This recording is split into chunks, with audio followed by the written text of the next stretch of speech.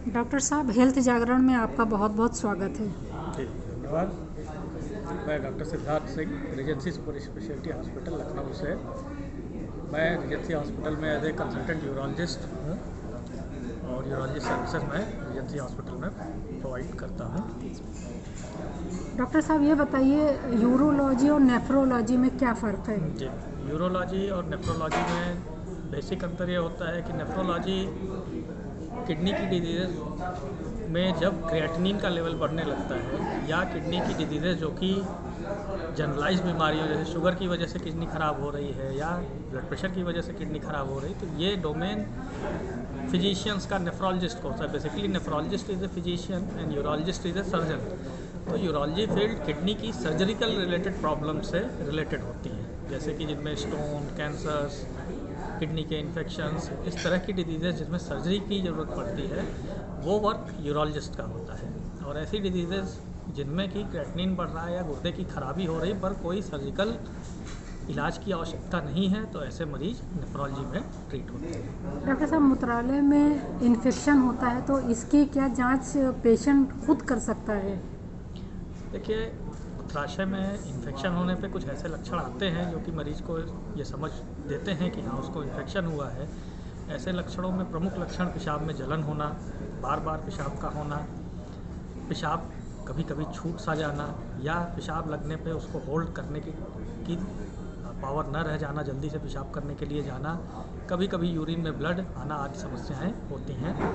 ऐसी अवस्था में प्रेफरेबली पेशेंट को अपने यूरोलॉजिस्ट से कंसल्ट करना चाहिए और समुचित जांचें करानी चाहिए। इनमें प्रमुख जांचें होती हैं कि एक यूरिन की कल्चर सेंसिटिविटी की जाती है। कल्चर सेंसिटिविटी की जांच होती है जिसमें यूरिन का सैंपल जमा होता है और उसमें बैक्टीरिया को डिटेक्ट किया जाता है। तो प्रमुख जांच अनकॉम्प्लिकेटेड यूरिनरी ट्रैक्ट इन्फेक्शन में यूरिन का कल्चर और एक बेसिक अल्ट्रासाउंड होता है कि एसोसिएटेड और कोई प्रॉब्लम तो नहीं हो रखी है, स्टोन डिजीज़ या एनी अदर रिलेटेड प्रॉब्लम इसमें नहीं है।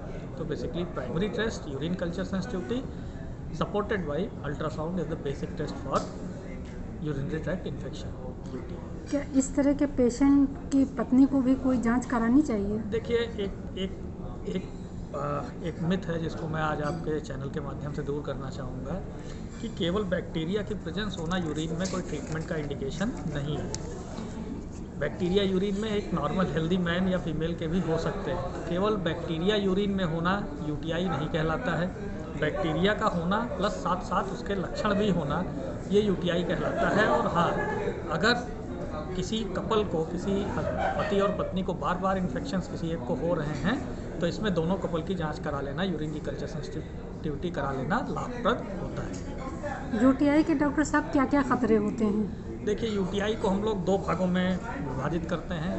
को हम कहते हैं अनकॉम्प्लिकेटेड यूटीआई और दूसरे को हम कहते हैं कॉम्प्लिकेटेड यूटीआई। अनकॉम्प्लिकेटेड यूटीआई तब तक कहा जाता है जबकि इन्फेक्शन पेशाब की नीचे की नली में या पेशाब की थैली में हो। लेकिन अगर ये इन्फेक्शन ऊपर गुर्दों में आता है, किडनीज में जाता है, तो इसको हम कॉम्प्लिकेटेड यूटीआई की परिभाषा देते हैं। या कॉम्प्लिकेटेड यूटीआई हम तब कहते हैं जब इन्फेक्शंस भी है प्लस साथ में उस मरीज को और भी समस्याएं जैसे कि प्रमुखतः डायबिटीज़ या इस तरह की प्रॉब्लम्स एसोसिएटेड उसको और हैं, या पेशेंट्स को यूरिनरी स्टोन्स हैं। तो ये कैटेगरीज इन्फेक्शन के साथ साथ दूसरी बीमारियां होना या इन्फेक्शन का किडनी में पहुंचना कॉम्प्लिकेटेड यूटीआई की श्रेणी में आता है। तो कॉम्प्लिकेटेड यूटीआई थोड़ी सी गंभीर समस्या होती है। इसमें किडनी का इन्फेक्शन होता है, इसमें पेशेंट को एडमिट करके इंजेक्शंस लगाने पड़ते हैं, 3 से 5 दिन इन्फेक्शंस लगते हैं। प्लस कभी कभी डायबिटिक पेशेंट में ये इन्फेक्शन बहुत ही खतरनाक रूप ले लेते हैं, जिसको कि एम्फाइसोमेटस पाइलोनेफ्राइटिस बोला जाता है। एम्फाइसोमेटस पाइलोनेफ्राइटिस एक बहुत ही घातक तरह का इन्फेक्शन है, इसमें जान जाने का भी खतरा होता है। तो प्रमुखतः यूटीआई के प्रमुख कॉम्प्लिकेशन सिंपल यूटीआई का कॉम्प्लिकेटेड यूटीआई हो जाना या कॉम्प्लिकेटेड यूटीआई का और कॉम्प्लिकेटेड एम्फाइसोमेटस पाइलोनेफ्राइटिस या इस तरह की डिजीज़ में कन्वर्ट हो जाना होता है। डॉक्टर साहब, आजकल गुर्दे में पथरी के केसेस ज़्यादा आ रहे हैं, तो ये किस तरह से यूरोलॉजी को प्रभावित कर रहा है? देखिए, यूरोलॉजी ब्रांच किडनी के कैलकुलस को, पथरी को डील करती है, ये यूरोलॉजिस्ट का काम है।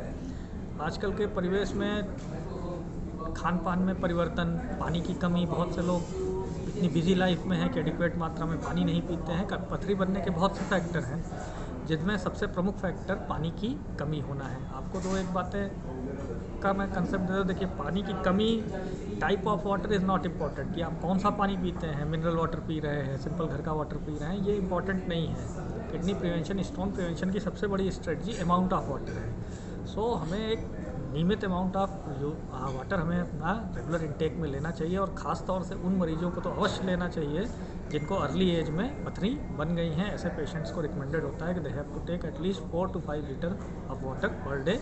अदरवाइज़ नॉर्मल रूटीन में कम से कम 3 लीटर तक पानी हमें पीना चाहिए स्वस्थ किडनी को रखने के लिए, स्टोन को रखने के लिए। और जब स्टोन हो तो अपने यूरोलॉजिस्ट से परामर्श लें।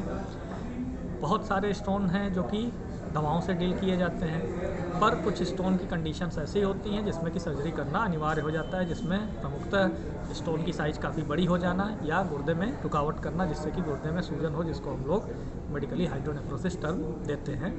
तो स्टोन्स का दोनों मैनेजमेंट है, मेडिकल मैनेजमेंट भी है, सर्जिकल मैनेजमेंट भी है। स्टोन के बारे में बहुत सी भ्रांतियाँ हैं, बहुत सी बातें हैं, लेकिन primary management, primary prevention stone का, अधिक से अधिक पानी पीना स्टोन का प्राइमरी प्रिवेंशन स्ट्रेटजी रहती है। डॉक्टर साहब, हेल्थ जागरण से बातचीत करने के लिए आपका बहुत बहुत शुक्रिया। जी, बहुत बहुत धन्यवाद।